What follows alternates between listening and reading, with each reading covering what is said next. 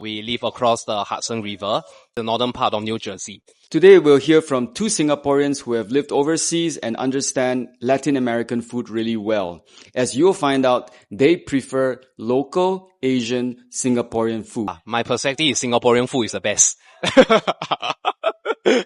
So the neighborhood that I live in is a very Spanish-speaking neighborhood. If you go out onto the street, more likely than not, you are hearing Spanish instead of English. I would say it just provides a pretty good environment. You get to practice a lot, and there's a lot of cuisine from many different parts of Latin America. I remember there was a very, very good Colombian restaurant that is fairly near where I lived. Of course, food from Honduras, El Salvador, and many, many other places. I can speak Spanish, that's why I speak Spanish to them. A lot of them, their English just isn't very good. If you want to communicate with them, you have to use Spanish. Like, there isn't an alternative. If you want to get a haircut, if you want to say you go into a Latin American restaurant, more likely than not, the server or the hairdresser cannot speak English. So the only way to communicate with them is either you speak Spanish or you use Google Translate. That's in the US, yeah. I asked him to elaborate more about how the food differs across different countries in Central and South America. If you ask me in terms of food from Latin America, honestly, almost everywhere is good. It's a bit different from what we are used to in Asia, but it is something that is unique and I think is worth a try. Like fruit from Latin America, it is not just tacos, quesadillas, burritos or whatnot. Those things are stereotypical Mexican cuisine, but Mexico does not represent all of Latin America, right? So if you go down south to say, so this Mexico here, and below it is Guatemala and El Salvador.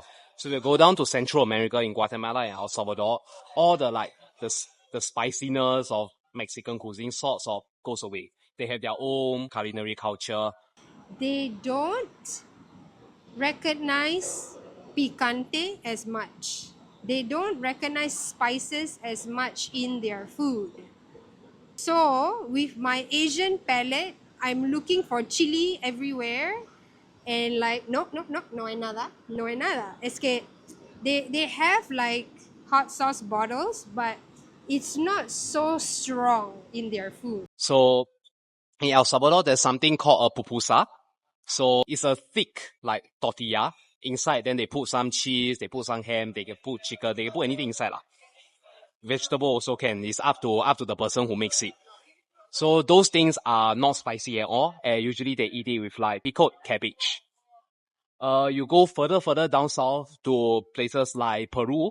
Then in Peru, the food there is the closest you will get to Asian cuisine.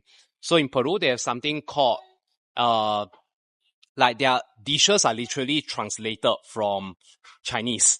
So they have a type of restaurant called a chifa, which is probably a mispronunciation of the Chinese phrase 吃饭. Yeah. And over there, they sell like Peruvian Chinese food. So there are things like fried rice, fried noodle. They even have something called airport. We had no idea why is it called an airport. Then we decided to order it. Turns out airport is a mix of your fried noodle and your fried rice.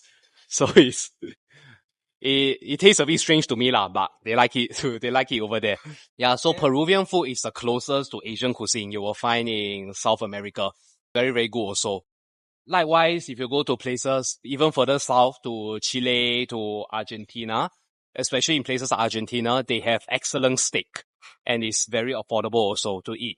Uruguay is known for their milk, which I tried and it was pretty good as well. I will call my mom, how you make the curry? I forget how you do. Like she tell me and I had to like go and find the thing. I always have these like vegetarian Hare Krishna places where most of them do meditation and yoga and only serve vegetarian food.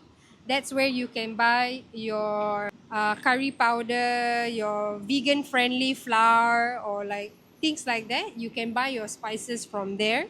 If you found this video interesting, watch the next one.